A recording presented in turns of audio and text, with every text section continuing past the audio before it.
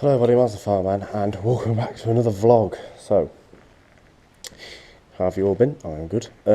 We are up in the top barn, just to do a vlog. You may notice there is another tractor in front of the Ford. This is the 1948 Little Grey Fergie diesel. It's the TEF version, which I bought a couple of months ago. The bloke that had it before me did a lot to it. It's all been sandblasted and painted. Well, the other bit. I'm just trying to get it to start and stuff like that, and it's going all right. It's got a wiring loom on it and stuff like that. I bought a load of parts from Agriline for it. It actually came with quite a few bits. There's 2 top links in there, which I'm going to be keeping. I'm going to clean both the top links up and keep them. There's quite a few pins and stuff. Air filter, oil and that in there. There's a T-bar for it there. Runs up that side. There's a dog coming, I think. I think Ubisaw is on its way. Bonnet there. A load of other bits and pieces in that box. There is the arms and stuff for it there. For the back of it. This is a chair for the steam engine, well, a tow behind trailer. I'm just updating you with stuff that's appeared in the shed. This is our log splitter. All it is a PTO driven sort of spiral, and it's pretty sharp threaded, and as you put the log in, it pulls the log up itself. So that normally lives on the back of the Ford, but the Ford's going out tonight. It's going on a run to a new pub that's just opened, so we'll tank it up there. Mower, which I don't think you've seen. Right, it's a John Deere mower. I don't know whether you have seen it. It's a single cylinder Honda 13 HP. Oh no, it's not a Honda engine. See, what the fuck's that? It's that anyway. I don't know whether that's a Honda company. It looks like a Honda engine, but it's not. So, fuck knows. Single cylinder. This isn't my mower. This is my brother's. All this other stuff is mine. The 2 tractors and the log splitter. The log splitter is homemade, by the way. We didn't actually buy that. And there is a couple of other things. They've... what time? Cheeky face reveal. We're on 2 minutes 50. Hayfield. I don't know who farm this is for, but they run Vultras. Came out here with a crone rake and turned it the other day. Yeah, it's pretty good. It's not a hay bob they turned it with. It was a 4 or 5 metre crone tedder or tedder. They did it with, so that's why it doesn't look like rows and stuff like that. Well, it does if you look at it closely. But when you do it with a PZA bob, it's kind of road. This came with the Little Grey Fergie as well, this roll bar, which I'm going to clean up and paint. I'm not going to put it on though. I don't think I'm going to put it on. Well, actually, I'm not too sure yet. I might paint it and put it on, and then the Fergie is going to go for sale when it's done, so it's not going to stick around. I may buy another one and bring that in. I may try and get a 35 or one of the 135s, 75s or whatever to come, or another major or something. Or I might just keep the major on its own. I do like having 2 tractors. It does make the barn feel quite good, but the Fergies are not very powerful. And this beast of a machine is still going. Nearly 200 hours on it now. 144 hours, if you can see. That's the wrong way. Oh, that might be a bit close. 144 hours on it already. That is since the new tachograph. That's not since new. That is just a new tachograph I put on it. The old one had 49,000 hours on it. So you may notice it's a lot more open. There's not that many trees anymore. We have been pruning back, hiring a company in to prune back trees like they're going out of fashion. So we may get some more footage of a log splitter in action it's just hard to debate when I'm actually going to do it. Well, it's quite warm today, to be fair. Sunny England's getting some sun, and everyone's panicking. I'm definitely panicking. I don't know what's going on. I'm quite scared, to be fair. Oh, there's a workman's glove there. So yeah, there's a tree there. There was a couple of trees over there. We're sort of thinning it out because I think a road's going to go through the middle of it, which would be quite nice, because I think if we plant some pretty thick trees in the middle, it'd be like a little country drive with the Ford. Here is the link box that I bought. Now I did watch someone's done a complete restoration on the link box, which is very good. I can't remember the name.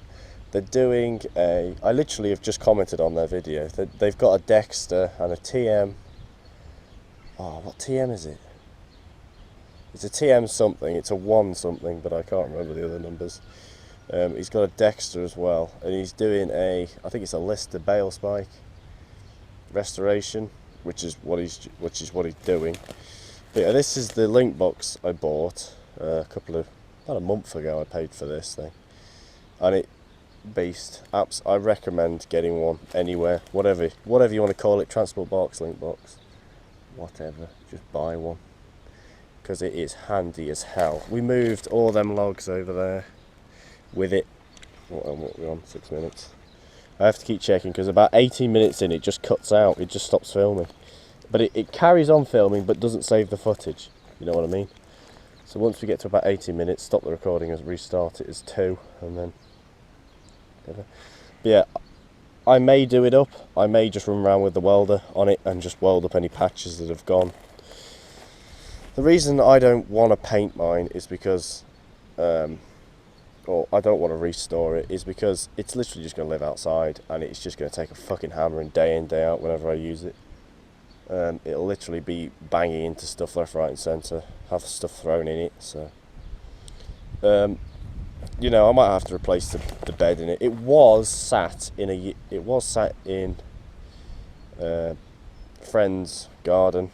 Well, person that lives just down the road here that does maintenance, who has the 35X which we borrowed to rebuild that new shed actually.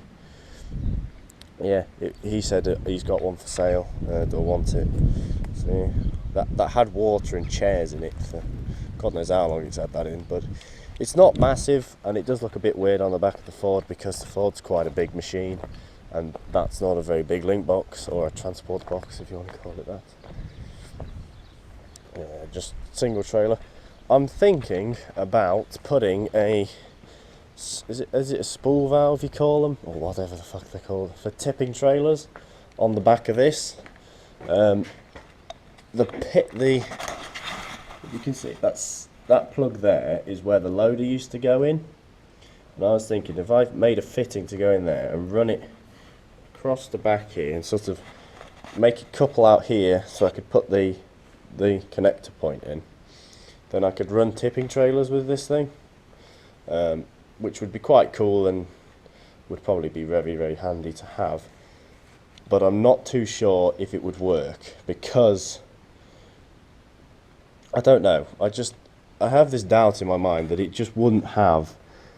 I mean, it has the pushing ability to do the loader and that, but the loader's got its own set of handles and stuff with it. The loader controls are this.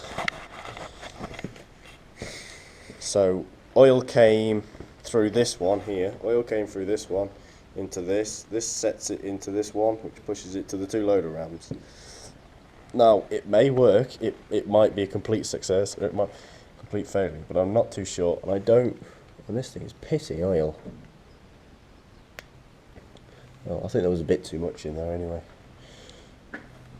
but I'm not too sure. I would give it a go.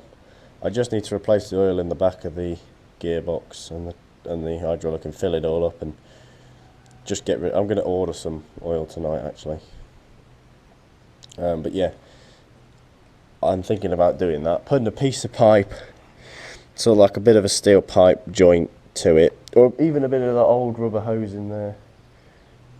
If we put the old one off the loader in, so the old one that's off the loader that's got a kick in it, kick it that way, and then if it's got enough room, put the this old mounting thing here, take that off and what's it, try and put the valve in there. I don't know if that'll work. We might have to take this piece off here, but I'll have a look how it's going to go. It may work, it may not.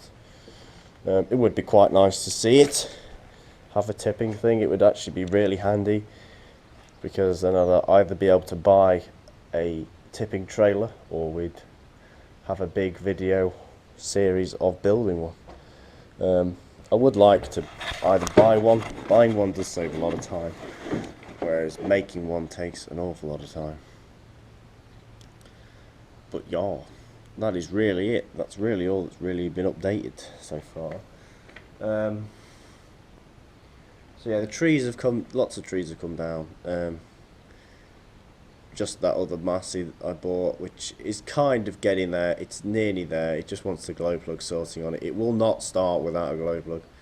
It is horrendously hard to get it to start. The loader needs to go on eBay for this thing, or I shouldn't say eBay, I should say. There are lots of other places, auction sites on the interweb. But the one we know and love is ... so yeah. So this Ford is going to stay. I don't want to get rid of it. It's, especially if it's got that tipping feature on it, then it'll be a success. Because then it means I can literally just hook up tipping trailers and whatever. And if we've got to move all this soil, it's going to save a lot of time and a lot of effort. All you've got to do is hire a digger, tip it in, and then tip the soil out. So there's literally nothing else really to do. It would be quite handy to have it. I'm going to look into it. I'm going to see how much a connector is and how hard it would actually be to make it come round a corner. Because I've seen people that have made them with just a straight piece of pipe from there out to about here. So you have to literally pull the hose right round and clip it in. But I was thinking if we could get it to the back, all you've got to do is plug it in. And it means I can sit on the chair and unplug it, and I haven't got to get off, really. But a nice, either twin or single axle tipping trailer would be quite good. Not too big. I'd say, I reckon that thing's plated at about 4 ton pullage, probably even higher. I've never looked into how much it will actually pull. It'll pull a 3 ton forklift, no problem, in low range. Well, not even in low range. When I got the forklift stuff, which is the Mapbro, we pulled it out with this, and the Mapbro is 2.829 ton. So it's basically 3 ton, and it pushed that little Massey in high range about 4th gear. Pushed that Massey in on tick over as well. So it's got a lot of power to it. I know diesels do have a lot of power, but this one, it's got a lot of power. So I don't know, leave your suggestions of what we should do. I'm definitely going to put the valve on it if I can, and I will most definitely try and find a tipping trailer, but I don't know what axles to have. I think a twin would be good. It'll hold a lot more, but the weight would be astronomical. Especially if I've got to try and pull it onto grass as well. It'll be, But anyway, enough rambling on about tractors and shit like that. What are we on? 13 minutes 75. What else is there to show you? There's nothing else that's really happened, to be fair. Just the other tractor appeared, and this one is still running. Surprisingly, still running. Videos. That's what I wanted to talk about. A lot of people have been, well, not angry, but not upset, but asking me when I was coming back to make videos. If you haven't, or I don't know why you wouldn't have already noticed, I've already done to episode 7 of a Let's Play on Naysville Farm. Thornton Farm is going to be the next one that's going to come along. And when I reach episode 10 on Naysville, episode 1 of Thornton is going to be done. So we'll be 10 episodes ahead with Naysville than when we start with Thornton. So that means if I have to what's it? Because Thornton Farm is a very big farm and it's going to take a lot of combining and stuff like that. It's going to take a lot of work unless I've got a multiplayer team that want to play it all the time. And there is a diesel leak that I have not noticed. That is diesel, and it is coming out of there. Wow, I've owned this tractor what, nearly a year, and I never noticed that. This thing's got a bad oil leak on it, but you know, I'll fix it when I get round to it.